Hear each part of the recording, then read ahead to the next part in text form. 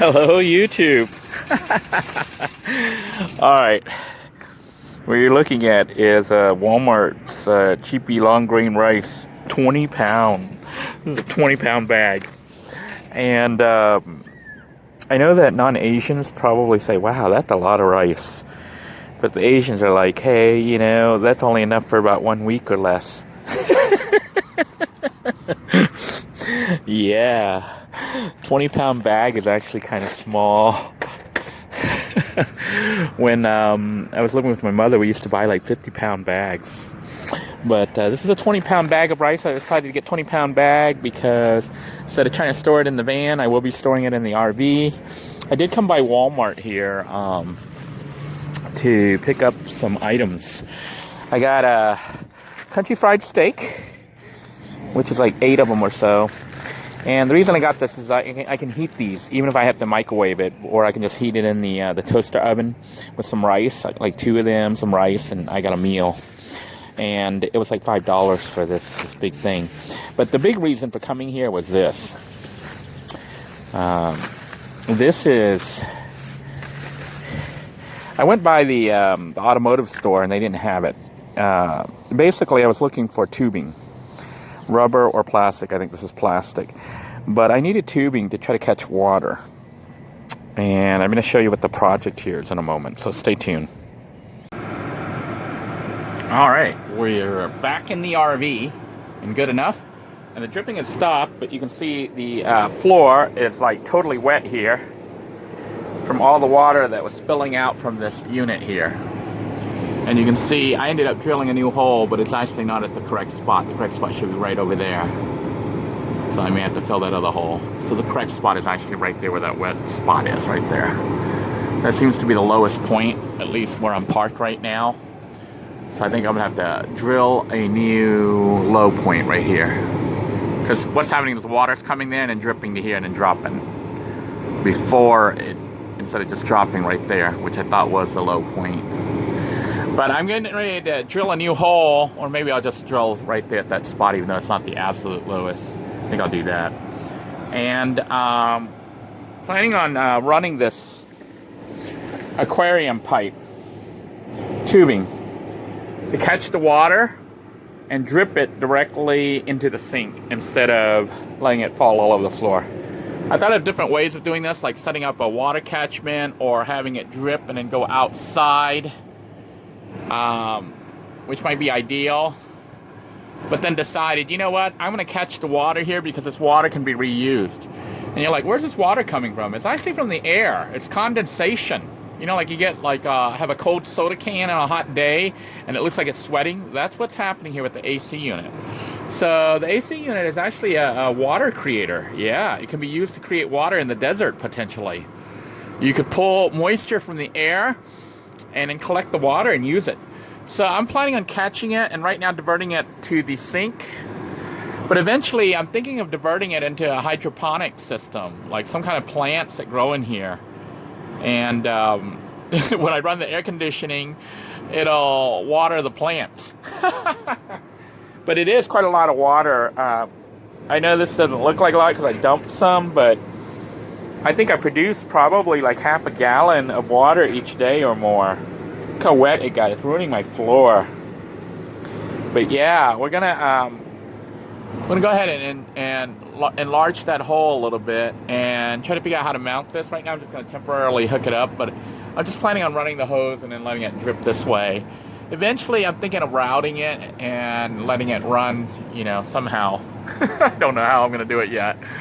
It's not gonna look too pretty, but we're gonna try to make it look somewhat nice. I don't know. We're just gonna try to make it so it doesn't drip all over the floor. I don't know about nice yet, but we'll figure it out. So stay tuned. We'll see what happens. Alright, here then is the result of my project. I have drilled a hole and tried to make it... Let's try to get this thing focused here. I've drilled a hole and tried to make it the right size. There is some kind of black gooey stuff up there, cloth-like stuff, filter stuff up there, which is keeping the water from just flowing. It's kind of holding it and soaking it up. I do need to put silicone along the edge here to seal this in to make it so it doesn't leak eventually. But for now, this is just kind of a rough mock-up to see once the water collects there, if it'll run down as I plan. So the plan is to have the water come down at that point and come down this way and into the sink. So you'll notice I kind of left a little bit of a length, and it's because I'm planning on doing a project with this. I'm thinking of having it come down and possibly come over this way and then down, and then watering some stuff down here.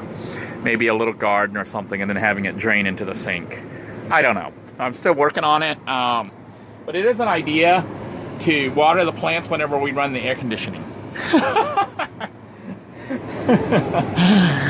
Yeah, just a little tribute to my my work that I've been doing when I've been hanging out at the Kennedy Space Center Visitors Complex when I was working there and saw the hydroponic plants.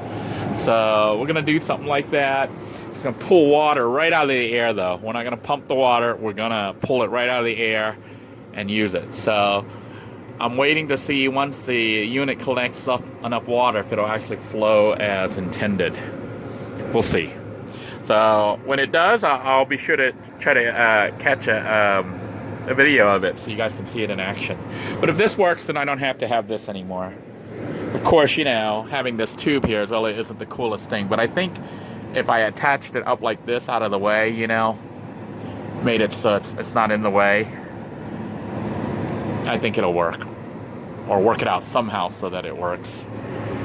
It's going to be a lot better than having it drip all over the floor, though, that's for sure.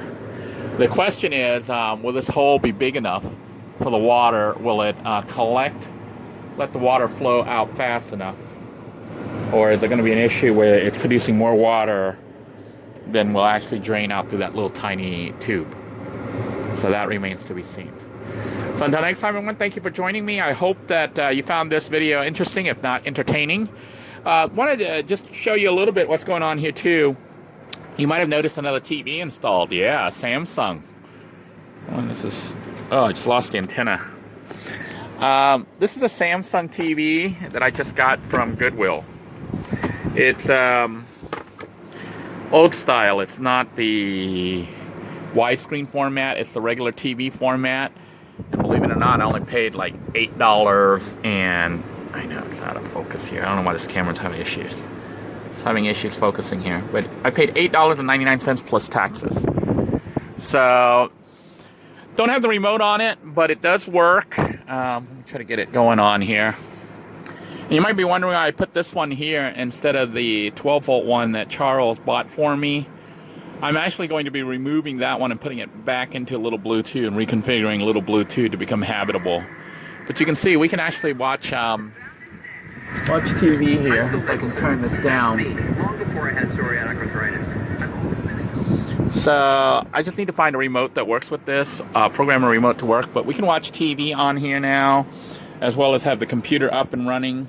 So I can do computer work. I can watch TV. I had to shift the mount to the side because this thing kind of fell apart. Although where it's mounted right now, this will allow it to be used like this on this corner, or you can swing it and use it, you know, for the person in this bedroom up here.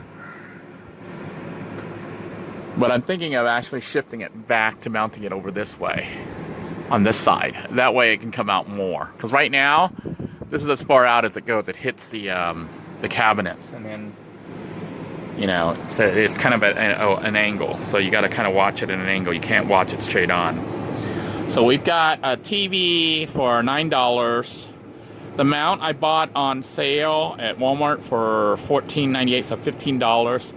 So we got about $25 into the TV and the mount. It's not, like I said, it's not widescreen. It's not widescreen format, 16:9, you know, ratio, and it doesn't have the remote control. But for what, basically $25, it's not bad. $25 TV. And then this other one I bought for $20. It is larger. I think it's either 24 or 32 inches. I think it's maybe 24. Probably 24 inches. Maybe 32. It is widescreen format, but it doesn't have a digital receiver for digital format. It only receives analog. So it's really old or something. It doesn't receive digital TV signals. So you'd need a digital receiver to get that thing to receive digital, but I'm not going to get that because you can see I bought a TV that is a receiver for $9. So we're just going to keep using that down there with the computer as an enhanced monitor, so I can play games on it, I can program on it, I can surf the internet on it, I can run movies, digital movies on it, so it can work as a DVR player. And of course the top one can be used for watching regular TV if you want to watch TV. And once the upper bedroom is reconfigured, it'll also be usable for that. So just a little glance as to what's going on. I do plan on starting to clean up the mess here soon, and I have bought a piece of paneling that I'm going to be putting up here in the bathroom to cover this ceiling area. And I had thought about using waterproof material, but it was like decided didn't want to spend the money, so we'll talk about that. But look forward to that in a future episode. Anyhow, I'm rambling on, and we'll probably go ahead and film those things as I work on them. But in the meantime, I think I do need to clean up because this is kind of a mess over here. Been doing a lot of construction. So until next time, everyone, take care. God bless you all. Thank you for your kind thoughts, words of encouragement, and your continued prayer and support. I am thinking of each and every one of you, especially those of you who are out there having to deal with the heat. I do feel for you, and hope that you can find some place where you can cool down. If not, you can at least hook up some fans and a battery pack, a house battery pack that you can recharge to keep yourself cool at night. If you don't know how to do that, you'll want to watch the playlist for the build episodes where I show how I did that for Little Blue 2. Little Blue 2 has a system where it'll recharge an RV battery using the vehicle's alternator while you're driving around. And it has a little switch that can connect and disconnect the vehicle battery to the house battery. And I use the house battery, which is the RV battery, to run the 12-volt fans all night. I can run like 2 or 3 of them all night. And then, have to recharge the battery the next day, of course, from driving around. But it's what kept me alive for all these years out in the van in the heat, in the Florida heat. So I recommend getting a fan because, heat stroke is not a joke. And just a warning, if you're feeling yourself itching and you think you're being bitten by stuff, laying in the heat, it may not be things biting you. It may be one of the symptoms of dehydration, and you may be getting ready to have a heat stroke. So make sure you drink plenty of fluids. Try to keep yourself in air conditioning if at all possible. And, get yourself a portable fan. If you can't get a house battery system, get one that you can run off batteries. Although you're going to need to recharge the batteries, because that can get kind of expensive. Well, thank you again for tuning in. Thank you all for your support on this channel. Like I said, I am thinking of each and every one of you and really do, pray for you each night. Until next time, take care. God bless you all. Bye-bye now.